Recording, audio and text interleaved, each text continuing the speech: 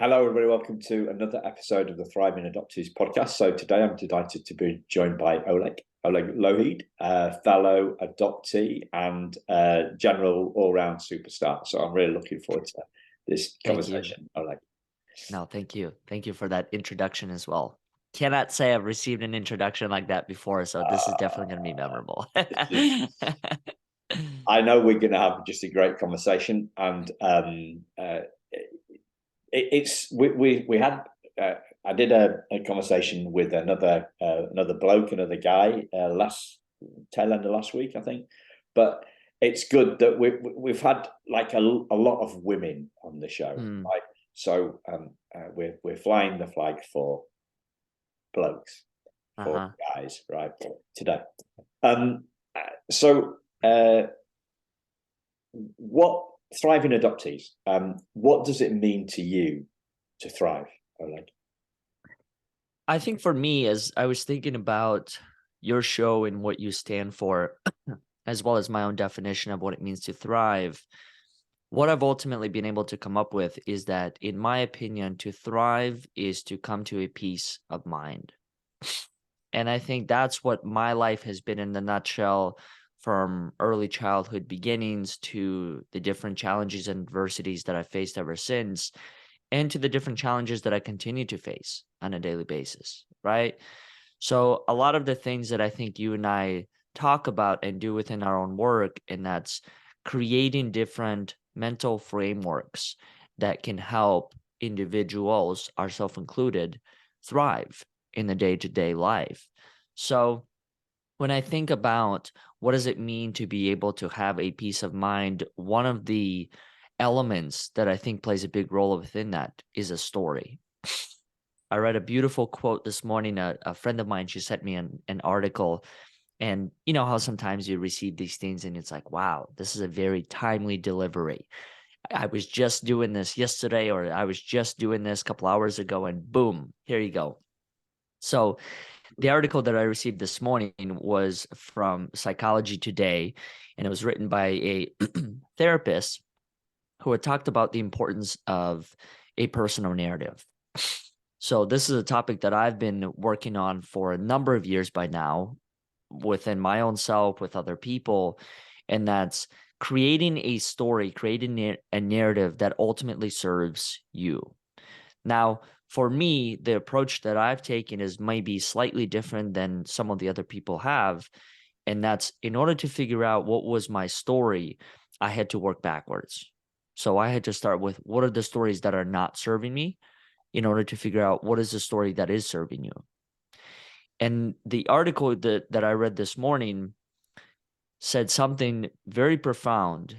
And it is essentially, stories are very powerful. They can either make you a prisoner of your past or a pioneer of your future. And I thought that was so spot on in regard to everything that I just described or shared with you, as far as having that peace of mind and having that sense of clarity. I think much of that does boil down to that story, right? Even in our cases, as well as I'm sure many of the listeners of this show, how many of the times throughout our lives have we built certain identities based on stories, right? Based on events, based on our interpretations of those events. And then something in life happened, conversation, a book, a podcast, and boom, our story shifted. And that created a whole new other world of possibilities, right? Of what you can and maybe did not even think you could be in life. So, long story longer, long-winded question, answer to your question. But ultimately, that is what it means to me to be able to thrive, is to have a peace of mind by being able to create a narrative that ultimately is serving you, and not one that I've lived, as I'm sure many other people have, that was not serving me. Yeah. So beautiful, and there's so much there. I'm going to go with the one that I feel most closely represents my own learning, and it's also something I've been thinking about today, which is that I totally agree. The prisoner of the past, pioneer of the future. Yeah. And my favorite saying along those lines, or way of saying that slightly different, is that the past is a place of reference, not a place of residence. Mm. And I loved the bit you talked about, is about going backwards to kind of undo the story. Yep. And I'm it's hard to see our own stories. I think that's the kind of one of the fundamental challenges in this work. Yes. It's separating who we are from the story in our head. Yeah. The story in our head from the story of what happened to us. And I'm going to try and make it a bit more precise. The next question: what false narratives do you see yourself, me, and other adoptees making? What false narratives do you see us creating in our heads? That's a really good question. So the best way, and perhaps the only way I can answer that, is by answering it through my own story, right? When I first asked myself the question of what were those stories that were no longer serving me, many of them did come to the topic of adoption, to the topic of being an orphan. So what are the stories within that? Not enough. I'm not loved. I'm not wanted. I don't belong here. I'm not deserving of this. All of those things held me back for the longest time. Not necessarily held me back. All of those things became the primary narrative that I chose to believe in.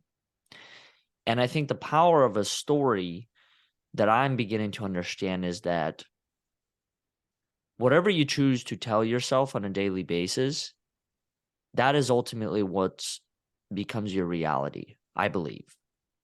So all of those things that I mentioned, not enough, not being loved, not deserving of X, Y, and Z opportunities, not being wanted, many of those things, I believe, can become a force for a self-image that does not lead in the most positive direction, oftentimes.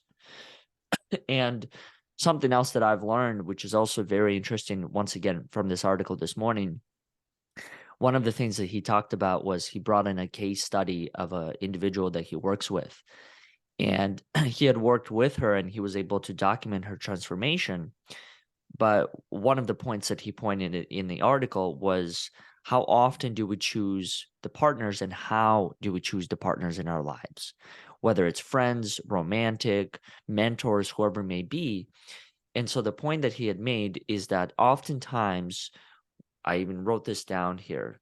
Let me repeat this to you so I don't butcher the quote. Otherwise, you'll lose the meaning, meaning completely. But essentially, he said, we'll look for partners who are a confirmation of who we are. Now, much of that is based on our self-image.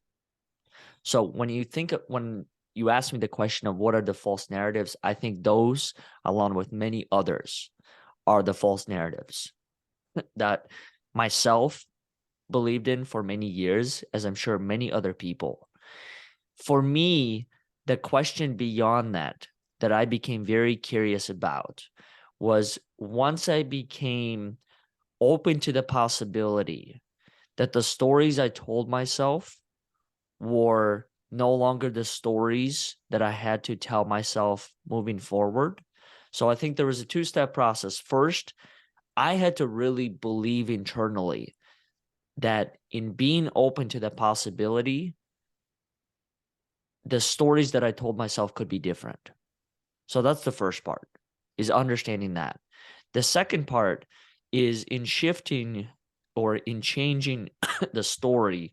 I started to really dig deep and read a lot of different books from different philosophies, different methodologies for doing this.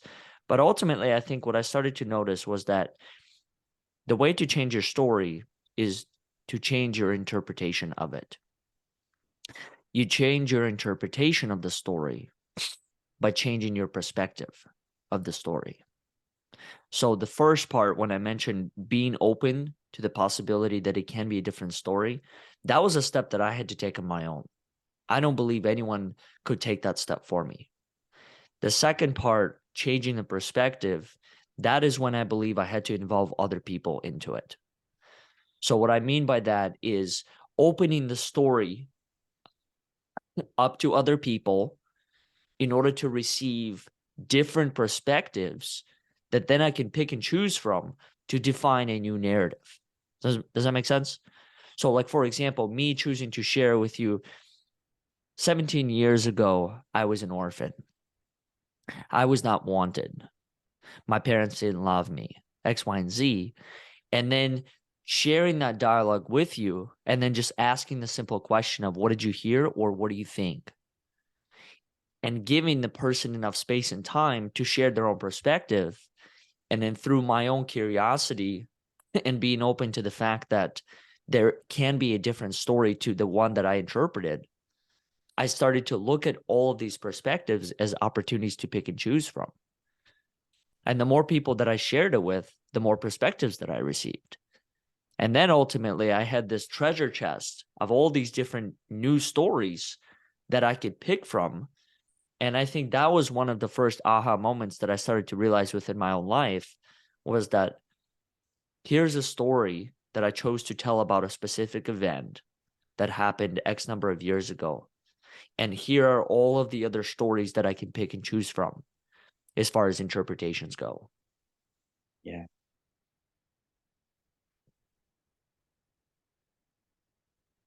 I'm going to go. I think the ones that you sat down, that you ran down, I think that they are pretty consistent Yep. with me and with most adoptees as well, right? So the story that we tell ourselves, that we are not enough, that we're not wanted, that we're not loved, and that we're not deserving. I think that is it in four bullet points. Yeah. Or 8 words. 8 words. Not enough, not wanted, not loved, not deserving. Right. Those seem really tight, absolutely spot on. I love the 2 stages about being open to change and then opening up to new perspectives. And I guess probably 3 stages then picking the perspective, picking the new perspective. So you're younger than me. Are you familiar? I don't know whether they used to have this thing in the UK called in the candy shop. There was a pick and mix. I can't say I am. Yeah, pick and mix. So a pick and mix basically means that you've got like maybe 20 sweets in front of you, and they're a penny each or a cent each or a dime each or whatever, and you pick the ones that you want. So rather than having to have 20 of the same, you can kind of like pick and mix, right? You can pick. So I love that. So open to change, opening up to different perspectives, and then picking the perspective, making the choice, making the choice. I love all that. I also want to go to something that I learned that is so kind of obvious, it's incredibly profound. And that's the fact that most of the time, most of us aren't choosing how we see ourselves, how we feel about ourselves, and what we do. So, for an example, I got I got in the swimming pool this lunchtime, and I pick a lane, right? And I pick a lane and it's free, and then somebody gets in and they get in my lane, and I'm like, look, I picked this lane. What are you doing in my lane? Get in my lane. Do you know what I mean? Like, yeah. So yeah. It's sometimes it's easier to see this stuff because it's hard to see. It's hard to see our picture. It's hard to see ourselves when it's us in the frame, right? So most of the time we're not choosing. So would we choose to feel that we're not good enough? No. Would we choose to feel that we're not wanted? No. Would we choose to feel that we're not loved? No. Would we choose to feel that we're not deserving? No. Most of the time, we're not choosing. What is it choosing? It's that central liar in our head that has a built-in negativity bias. Yeah. And the reason why I think it's really important that we realize that we're not choosing is because if we're not choosing, it's not our fault.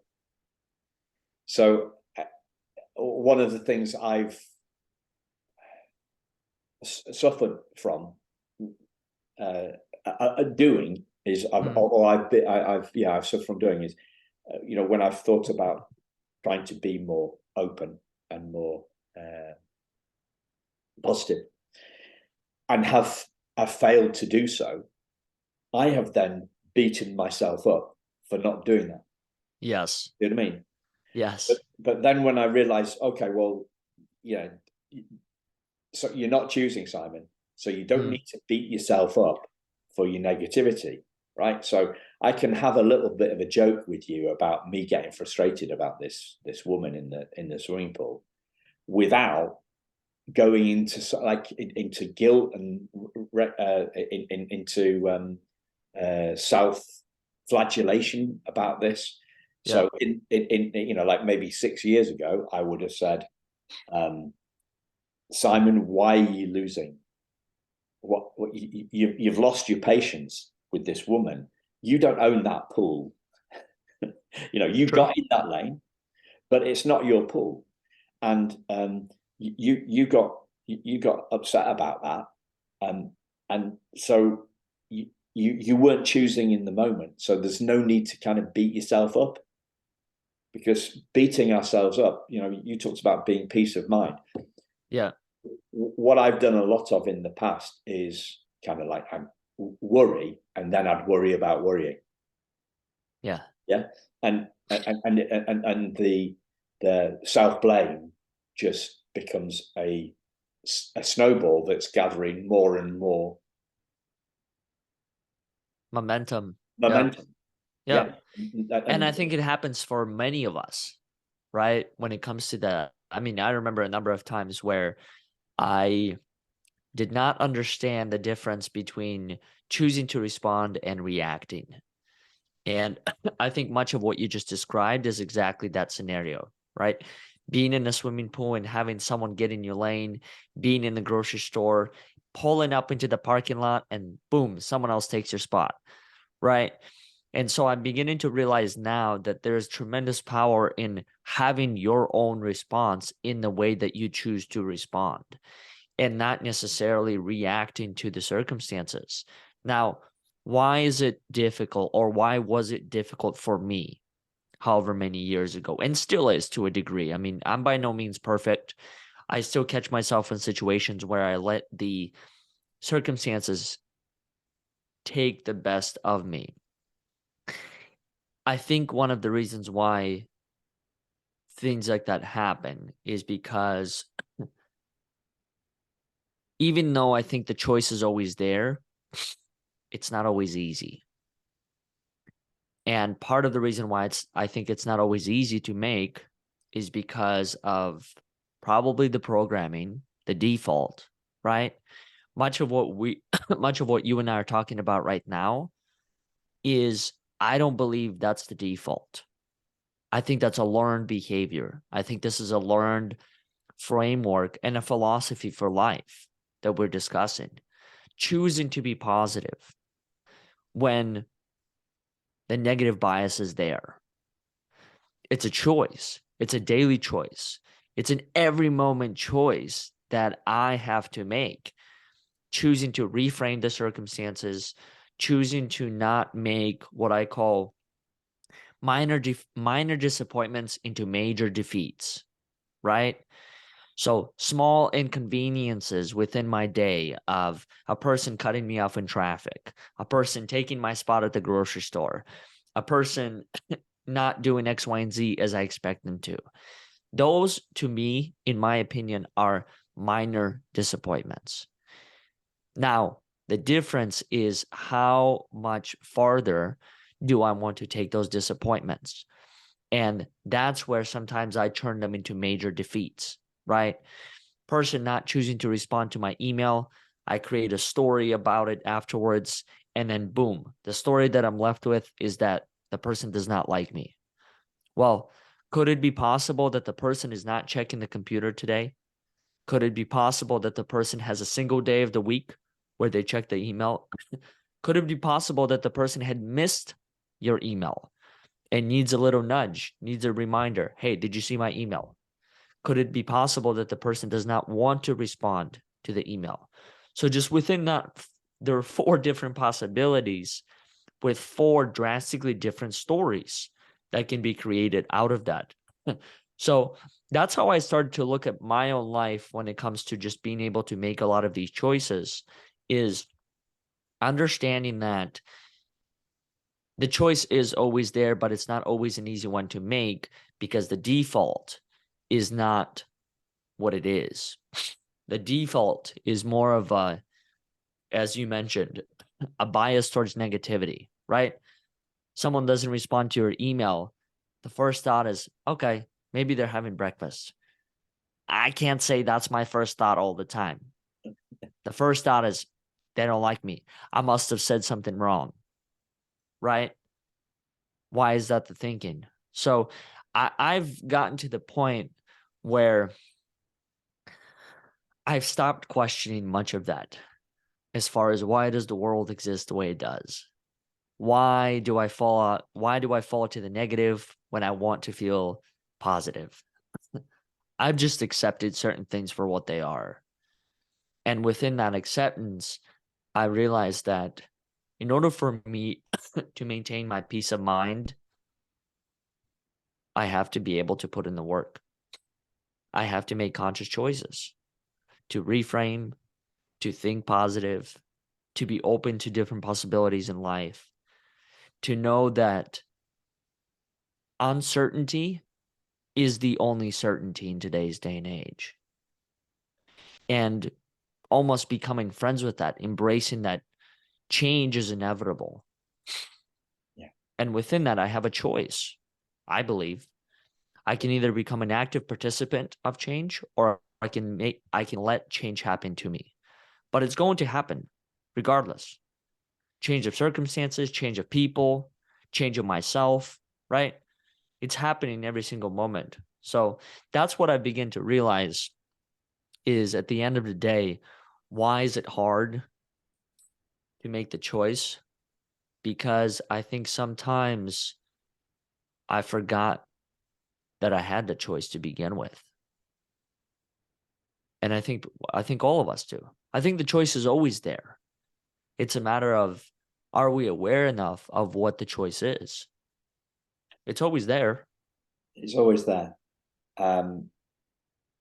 So I it's I think it's far easier to see this stuff with the little stuff than it is with the big stuff. Yes. So I give you the example of the swimming pool, the woman in the swimming pool. You give me the example of the email, right? Sure. Have you got an example of a bigger thing, like a bigger thing in your life that you would be up for sharing, or that you're up for sharing, that would kind of fit that? Well, I think so much of the answer to that question depends on one's interpretation of it, right? What does it mean for it to be big? What does it mean for it to be small? What I've started to realize and understand is that I think many of the quote unquote big events are really just a compilation of small steps. So whether that is a person not choosing to respond to my email and then me holding a grudge against them, me seeing them in person, and me verbalizing to them my disappointment or how I feel about things without fully knowing the full narrative behind why he or she did not respond to an email, right? I think that's one thing. Relationships. I mean, think about a number of times throughout your own life where I'm sure it happened to you. I don't think you're immune to this. It has happened to me many times where you send someone a text or you try to call someone and they don't respond. Man, did I do something wrong? Should I not have texted that many times? Should I have said something different? And then you see that person in person. And sometimes now I'll just ask the question. I no longer say, hey, why didn't you respond to my text? This is how it made me feel. I ask the question of, how are you? What's going on in your life? To try and understand what could have possibly happened that created that set of circumstances. Most times, person honestly just forgot to respond. Now, in that moment, I have a huge level of compassion and empathy. And the reason why is because I've been in that person's shoes far too often, far too many times to count, right? You remember those times where you're responding and literally halfway through something else happens, something's burning in the kitchen, so you got to go out there, and then you completely forgot about the task that you were doing at hand. So then you just end up moving from one task to the next without returning back to the previous one and completing it. So I'm realizing that I think within that, big or small, it's up to your interpretation of what that means. Now, to some people, not responding to an email or a text or a phone call, that may seem like a major event. And I can't really blame nor judge them for that. That's the way that they choose to interpret the stories. For me, a major event might be the falling out of a relationship, right? That has happened throughout my own life where certain relationships we just fell out of touch and there was no explanation. And I know that's one of the things that there was a chapter of my life where I was seeking. I wanted to close loops. I wanted to feel complete when it came to those relationships. So I would desperately go after the person and I would try and ask what happened. Why are we no longer friends? The person didn't respond. So I had to realize, I had to learn in that moment that not only is the lesson there sometimes to let it go, but literally let it be for what it is. Yeah. And I struggle with that. I struggled with that for a number of years. So that was a major event for me, right? But even within that major event, I still had the choice. I can either continue pursuing after that person and try and figure out what is the exact reasoning for why we're no longer friends, or I can choose to just let it be and let it go. Yeah. Um, a an episode from my life came to mind as you were discussing that, and it's probably 30 odd years ago when I was getting it was an on and off kind of relationship, but I wasn't accepting that, Yeah.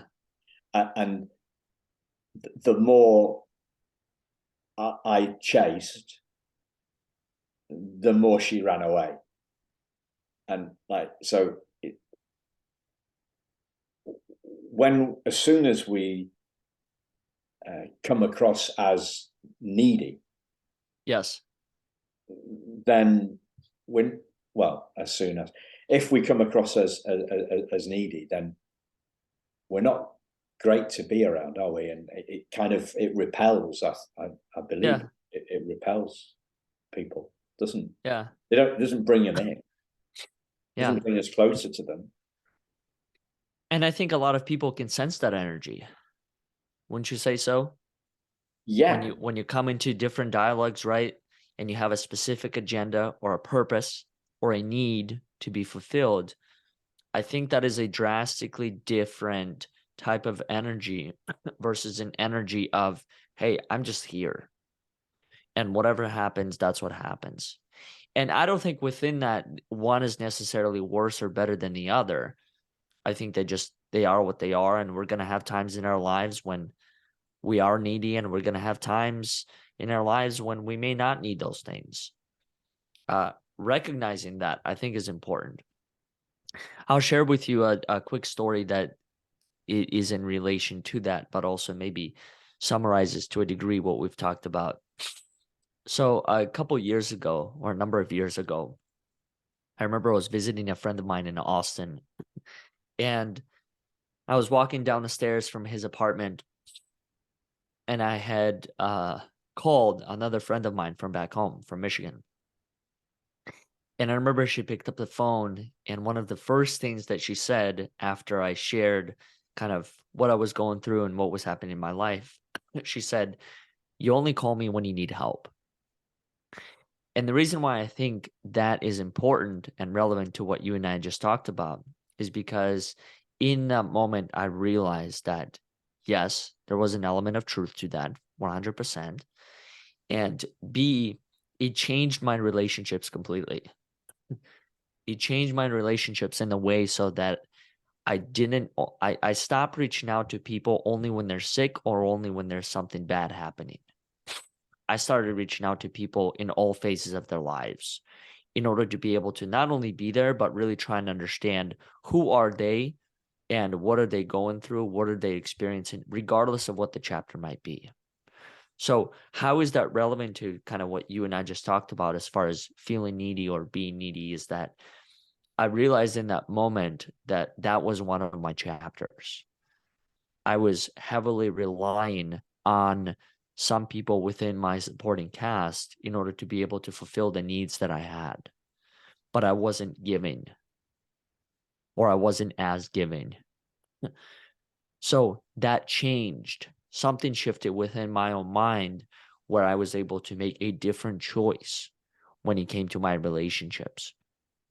So then I no longer called people solely when I needed help. I called them at all aspects of my life and all aspects of their lives. And I think that's important because as you and I have been talking about this concept of a choice, and why does it appear to be hard or difficult to make a choice sometimes? Well, I think the answer to that, in my opinion, is because of the story that I choose to create about it, right? What about that choice had to be difficult? What about any choice has to be hard or difficult, right? Choosing to have a conversation with someone that you might have some sort of tension with. I know I've been in those shoes. I know I've been in those scenarios a number of times where I actually prolonged having the conversations or chose not to have them because of how I chose to interpret what's going to happen. I assumed it's going to be difficult. I assumed it's going to lead to more conflict. I assumed it's going to lead to more tension. And then actually just experiencing that in the moment, I started to realize that 99% of the time, most of those things that I thought of, most of the stories that I created in my head were not accurate. They were just stories, assumptions. We're brought up, I believe, I mean the Western world, not just adoptees, not just non-adoptees, everybody. We're all told that change is difficult, aren't we? In most situations, yes. We're told. And I think that's one of the reasons why we avoid change, or many of us do. We're told, a leopard can't change its spots, and change is hard, and it's a long. It's like we're kind of like we're warned of a tough road. We're warned of a tough road ahead. Yep. It's going to be difficult, and that kind of becomes a self-fulfilling prophecy, doesn't it? I think it does. And for me, the question within that is, why does it have to be difficult? Right? And that is kind of the shift of perspective that I've had through many of the people who are mentors of mine that I've spoken with, that have literally helped me see. Here I was for so many years believing that the path to whatever version of future Oleg that I envision is going to be hard and difficult and full of obstacles. And then they just asked me the question, why does it have to be that way? Why does it have to be hard? Why does life have to be hard? Period. Right? Why does it have to be difficult? Sure. Are there going to be times that are less convenient than others? Absolutely. And I think there's a beauty within those times. I think that's where the perspective shifting happens. I think that's where learning occurs.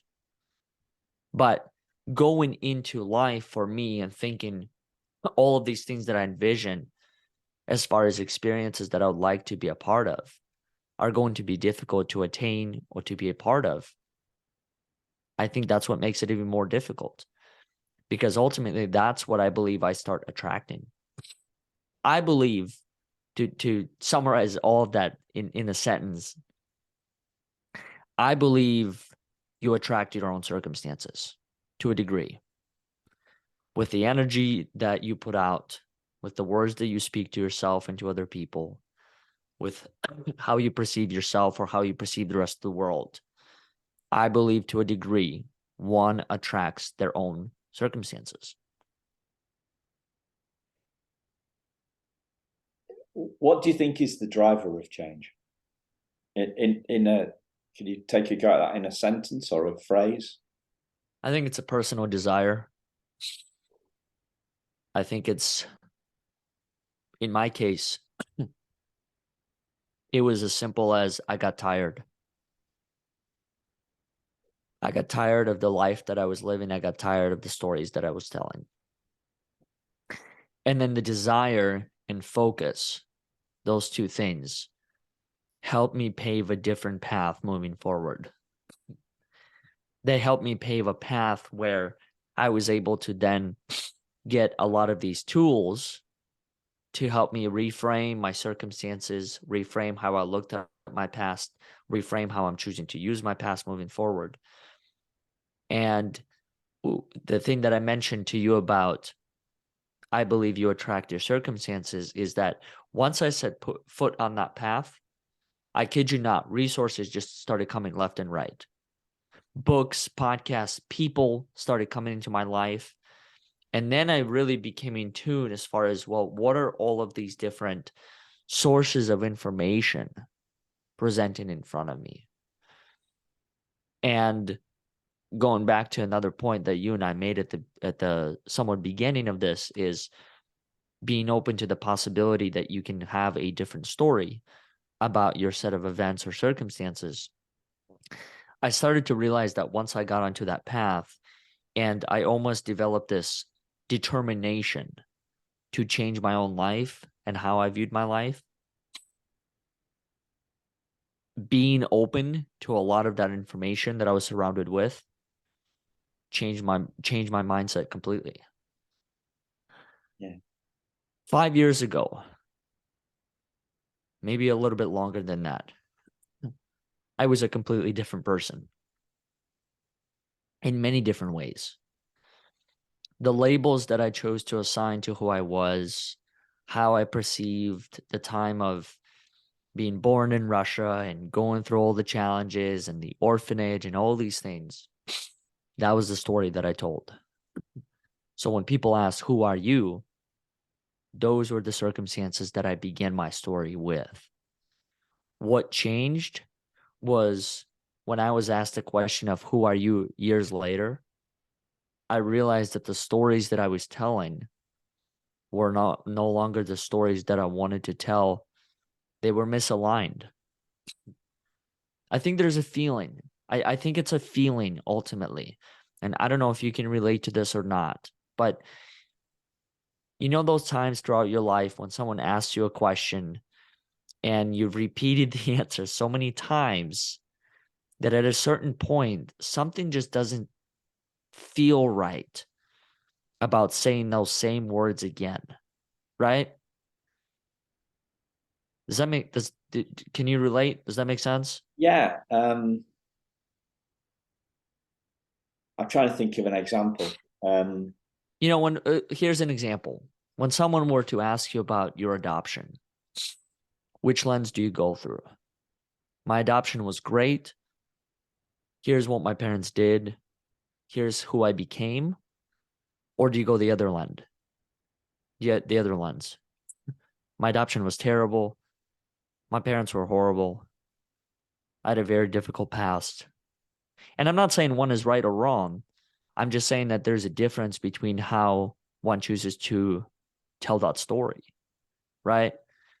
And even in the midst of the most challenging of circumstances, like in my case, you're familiar with different parts of my story. Um, I could tell that story in a very different way, right? I could tell the story of look at all the things that did not work. Look at all the people that chose to give up on me. Or I could tell it through the lens of here's what happened. Here are the things that I've learned. Here are the things that I'm choosing to take forward with me. And here are the things that I'm going to build from it. Yeah.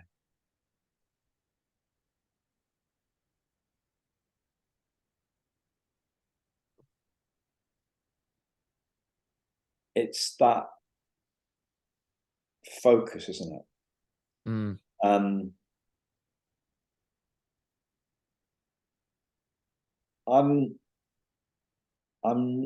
not, I don't know, the desire thing. I was listening to something this morning, and it was like,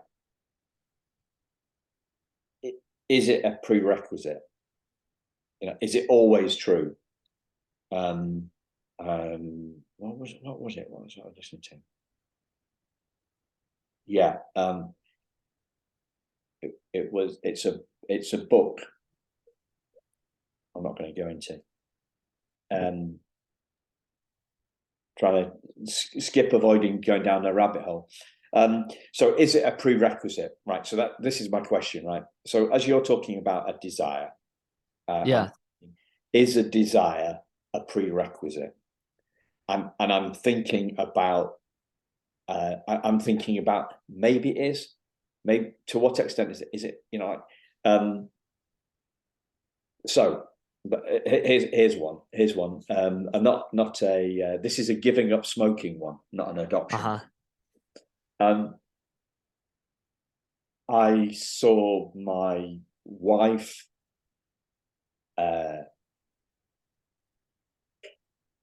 collapse on the floor when she heard the news that her mum was terminally ill with cancer. right? And I thought, I got to stop smoking. Now, that doesn't feel like that didn't feel like a desire to me. That felt like a no choice. I had no choice. It wasn't like, oh, I want to stop smoking. It was like, no, it was hit me between the eyes. Now, but I guess it depends if you call that, if that would kind of qualify as a desire or not. I would say no. There's no choice. I had no choice whatsoever. I wasn't. That did the hard work. That clarity in that moment, that's did the hard work. And then I talk about going to the pharmacy, the drugstore, and buying a tool, like a plastic pipe thing with some nicotine in it, and that's the strategy, right? So I've had the insight. I have to stop smoking. Yeah. Because I couldn't be the guy who came back to my wife 2 years later or 10 years later from the hospital or from the doctors, from the MDs, and to tell my wife, I've got cancer, I've got lung cancer, right? I just couldn't be that guy. There was no choice in the matter. So I had an insight in it and stopped smoking. So the insight did the hard work, and the strategies, which was the tools, they helped me along the way. But the strategy the insight shift did the hard work. And I'm wondering where desire plays in that. I don't know. Well, I think in simple terms, what is desire to me? Desire is a want, right? So in me hearing your story, once again, it's your story, your circumstances. I can only interpret what you told me. Yeah. I can't relive, but I'm thinking of, as you're sharing, that the want was you saw a life-altering event, literally life or death scenario, that put you in a position to make a choice. And maybe not any choice, but a drastically different choice than what you were used to. I think part of that, in my opinion, is wanting to see a different outcome, right? Yeah. Not wanting what just happened in front of you to be you. That's the want. And I think the other part, once again, not to put words into your mouth, but I wonder, like, in you thinking about that and thinking that there was no choice to be made, and why did it feel like that, is because that was kind of the ultimatum, life or death scenario. And I think that happened within my own life. Certainly, I'm sure it happens within other people's lives. And so sometimes it doesn't feel like a choice, but it's still a choice. Yeah. Because you could have looked at that event and let it pass you. You could have looked at that event and interpret it through the lens of, wow, I feel very sorry for what just happened, and not necessarily apply it to your own life. Not turn the mirror the other way and say, what is this moment teaching me about my own life, my own actions, my own circumstances? So I think that's the choice, is being able to look at any of these events and choosing to learn from another person's experience. Yeah, I think you're spot on, and I think it comes down to me defining narrow and desire a little bit. Me defining desire a little bit too narrowly. And yeah, So I'm with you on that. I want to try another one at you. I'd love for your perspective on Sure. this. This is an adoption specific one, right? So 16 years ago, I say to my I say to a woman I'm having a conversation with, my birth mother didn't love me enough to keep me. I said she, actually, I didn't say birth mother. Sure. She didn't love me enough to keep me. She didn't love me enough to keep me. That's what I said. And there's a bit more to it than that, but essentially that's Sure. And the woman I was talking to said, I'm a mum, Simon, and I don't think it was like that. So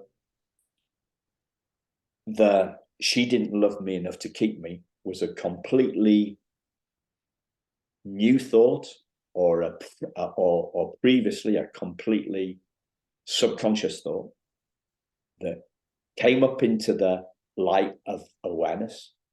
As in, I heard it. I heard those words come out of my mouth. I heard my own words. I got increasingly. They came out like a volcano, like molten words out of a volcano. And then when Sarah, the girl I was talking to, said, I don't think it was quite like that. The volcano stopped. It stopped immediately as I saw the truth in what she said, that it probably wasn't like that. Now, desire got me there. Desire got me to that conversation. Yeah. But I had no. I had no agenda going in there. I didn't know this was going to come up. I didn't know if this volcano was going to erupt for me. But desire got me there. Being open about what was going on for me. And this is all hindsight, right? This wasn't premeditated. Sure. Yeah. But that so I was open to change, and then I took her perspective on. I chose to pick that, and then I've since found the truth, within the adoption file, how hard, when I got my adoption file, whatever it was, 8 years later, how hard it was for Pat to kind of give me up.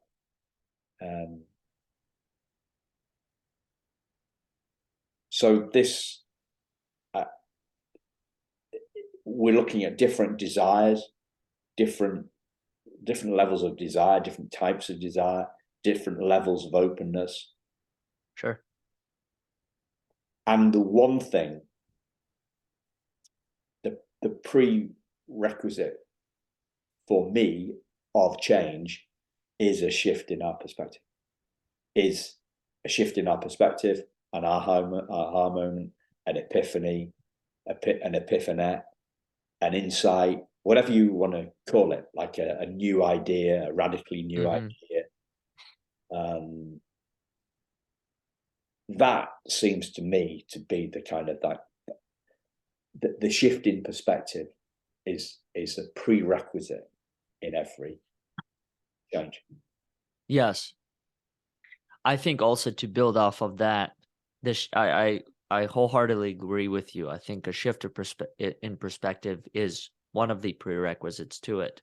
I think the other part is something that you and I just talked about, and it's that want. Going back to the word desire, right? Wanting certain things to be different. In your case, here's a story that you've built for yourself, similar story that I built for myself for many years, right? Due to our circumstances. My mom gave me up. She didn't want me. Over the years, I've shifted that perspective because I was open to the possibility that it could be a different story than the one that I was telling myself. And the story ultimately that I started to accept more as a possibility is that she simply couldn't take responsibility of me with the circumstances that she was in. Not being financially stable, not being stable in many other forms of life, to be able to provide the quality care that she wanted me to have.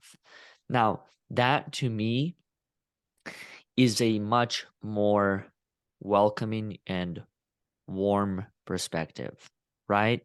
Because that in the way doesn't put her as one to blame and doesn't put me as the victim of the circumstances. And I think what you just mentioned is also very spot on within that. And that's, I'm realizing that part of change is I first had to become open to the possibility that how I viewed a particular set of events, such as her choosing to give me up, can be different. I can interpret those events differently moving forward. So a want, a desire, a curiosity of how else could it be viewed played a really big role. Perspective shifting, absolutely, because I think that ultimately is one of the things that creates new meaning, defines a new sense of purpose, right? Creates a new sense of identity for myself, for how I choose to view the other person or other people, how I view the event itself. So I think that there are multiple things at play, but ultimately what I've started to realize is I don't believe it's possible to change other people. I think change has to happen within. As in, you as an individual or me as a person has to accept change as a possibility. And I think it's through that acceptance that I'm able to pave a path or open myself up to the opportunity of a different reality, different world. And it's kind of crazy to even think about a lot of this because so much of it just happens in our minds, right? It's not like it's not like in your case or my case where we've accepted the fact that how we viewed our parents' decision way back in the day and how we wanted to view it. That's just a mental construct. That's a framework that literally you and I have accepted. And then from there, it altered our reality. It's not like all of a sudden, the physical fridge became a coffee table and we were in a house that was with all these different things.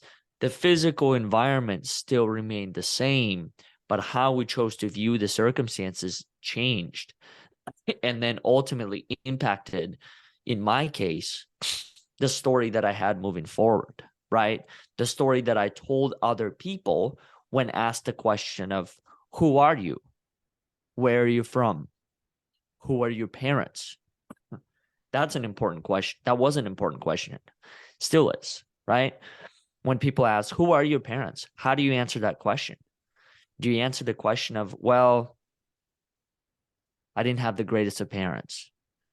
They gave me up. They didn't love me. They didn't want me. I wasn't deserving of their time, their presence. Or do you tell it through the lens of, here are my parents.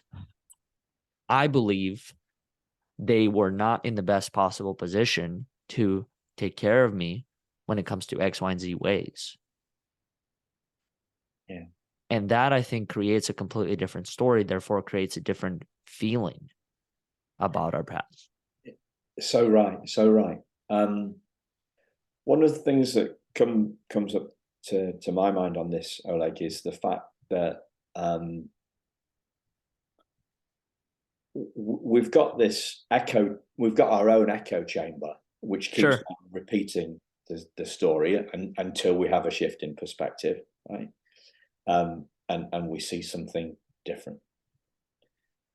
The other thing is that, as well as our own echo chamber, there's lots of echo chambers online where people reinforce, like they Sure. they Yeah, reinforce, their own ideologies, theories about things. Yeah. yeah, and also in some adoptee groups, like they will. Somebody said, right, so this blaming thing you talked about, blaming that. So one person will blame, an adoptee will blame, and then there'll be 112 other adoptees underneath. All of them will be blaming as well, Sure. or a proportion of them. And if you if you question it, good luck with that one. There's a sense that the echo chamber in our heads is then surrounded by an echo chamber online, and it all reinforces the falsehood. Well, so it's an interesting question because I don't personally believe there is a right or wrong when it comes to that. And here's my reason why. I believe that all of us are at different chapters of our own development. And the only reason why I could say that is because in thinking about my own journey and who I was a year, 5 years, 10 years, 20 years ago was a drastically different person in a drastically different way that I viewed the world as well as my own circumstances. So, was there a time when I blamed the birth parent? Absolutely. Was there a time where I did not look at my adoption through the most positive of lenses? Absolutely. Was there a time when much of that changed and I started to look at life through a positive perspective, through lessons learned, through different ways to use my past as a tool and not something that stops me from whatever it is that I want to experience? Absolutely. Why am I sharing all of that is because I think all of us are at different points of development. Some people may receive the ability to shift perspectives like you and I are able to, as well as so many other people who listen to the show, well into their 50s. Others may receive it well into their 60s and 70s and 80s. Some people may get it at 10 years old, right? And I think that's the thing that I try and remind myself of when I hear or read opinions that or experiences that are different from mine. Is people are simply at different phases of development. Now, once again, not right or wrong, it just is. I mean, there was nothing I could have done differently at 24 to receive more knowledge, to gain a better perspective. I had to go through the journey that I did in order to be able to get to this point 5 years later. I think the same exact thing applies to probably every person on this planet, is that they're on their own journey. I think it's also fair to assume, or fair to be open to the possibility of, that some people may never receive the perspective that you desire them to, right? In thinking about how people interpret events and experiences, I think there's an assumption that some or many of us make that, man, I wish they would have seen that differently. Or why can't they just shift and see it through this lens? Why can't they see it through the lens of it's not their fault, it's nobody's fault, it just happened. Yeah. That's also another possibility, is that accepting that some people may find a perspective, some people might not. Some people might find a different type of perspective. And I think all of that is perfectly fine. Part of, I think, being able to engage with other people's experiences, let's say in this case, when it comes to their adoption journey, I've seen a fair share of perspectives because we've had people share their own stories and their own journeys through our website and all the different things that we've done, is I begin to understand that the only way I think for me to move forward with much of this is to accept people for who they are, period.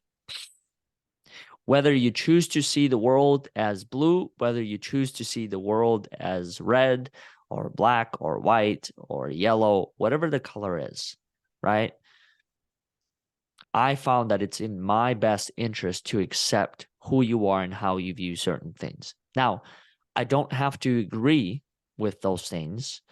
I don't have to accept your perspective in a way that changes my view of the world and my actions. So if you believe in a certain thing about the adoption journey, but I have a completely different experience and a completely different perspective, I don't have to live your view of the world. But I think there's a difference between being able to accept it. I can still accept it. I can still accept how you view certain things. I can still accept how you choose to view your parents, how you choose to view the whole adoption experience. I can still do that. But I don't necessarily have to live according to that view. And I think that's the big difference that I'm noticing. And it helped me tremendously. I mean, it helped me become more open-minded when it came to conversations and encounters, because then I realized that I'm less judgmental. I'm literally reframing from judging. I'm choosing to accept judgment as a choice, right? So I think the beauty of this show and so many others, what it allows is a space to be heard. And ultimately, I think it goes towards the same exact needs that many of us share. The desire to be heard, to be seen, and to be valued. I would say that's probably universal. Appreciated. I'm sure there's a variety of other words that we can put in there. But at the core of it, I think that's what it's really all about, right? Why do we express? Why do we choose to express certain things to the public? And why do we choose to hold certain things to ourselves? Why do we share the things that we share with other people? To be seen, to be heard, to be valued, to experience the feeling that I'm not alone, that there's someone else that's going on their own path in life that's experiencing similar things, trying to figure out, how do I build a career? How do I make a living? How do I create the dreams that I envision? Right? How do I look at my past differently? How do I have a different relationship with my parents? I think those are all common questions that many of us face. So creating that space where the other person does not feel judged for who they are and what they experience, because what they experience is what they experience. Can't change that. I think that's the key. Thank you. That's been a huge personal learning for me, a shift in my perspective. Oleg, yeah. Oh, thank you. See, we can all be a tool to one another. Yeah. That's ultimately what I'm starting to realize about life, is that everything can be a resource. That's where I think the statement of life is working for you is applicable. Because every single moment, every single person can be a resource and a tool on your journey. I think it's just a matter of fact of, are you open and are you wanting to learn from those set of circumstances? Have you heard that Einstein quote saying the most important question anybody can ask themselves is the universe working for you or working against you? Yeah. It's so spot on. It changes the outlook of the day. It changes perception of how I choose to look at myself, how I choose to look at the outside world. And in a way, I've also learned that once I accepted that possibility that life or universe is truly working with me in a lot of this, I think I found more happiness. I think I found greater joy. And I think I found more play in just everyday life, even in circumstances where everything appears to be going against you, right? Yeah. The bus is not on time, the trains are not running, the car is not working, there's no food in the house, whatever the circumstances are.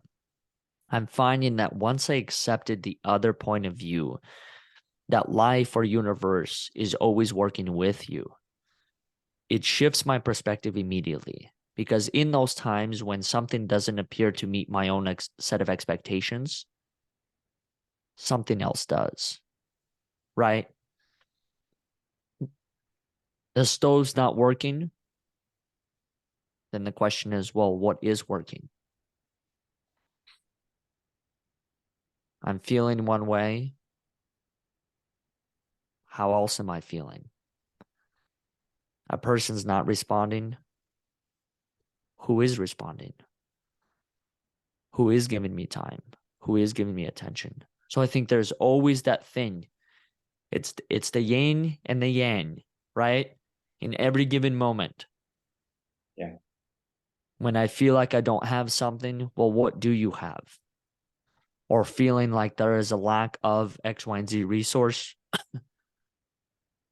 what are you in abundance of?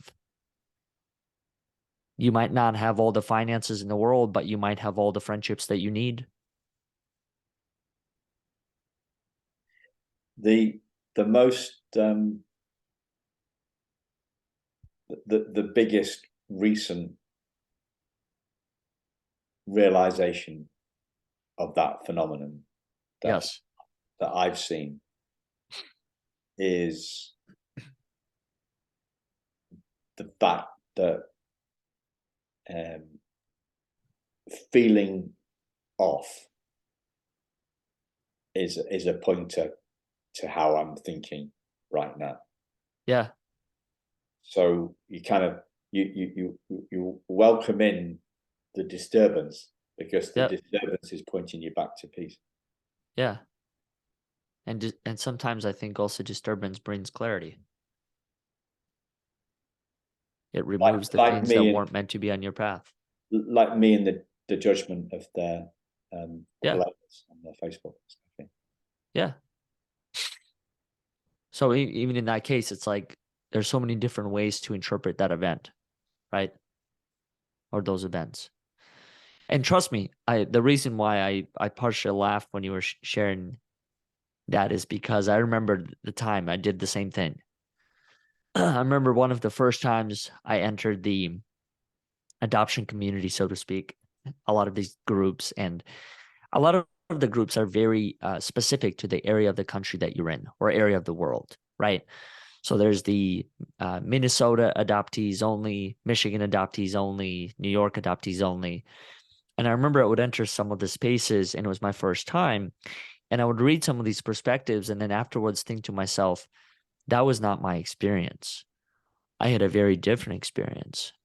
And, luckily at the time I was beginning my journey of becoming more open-minded to the fact that there are so many different ways to interpret and experience the things that we do.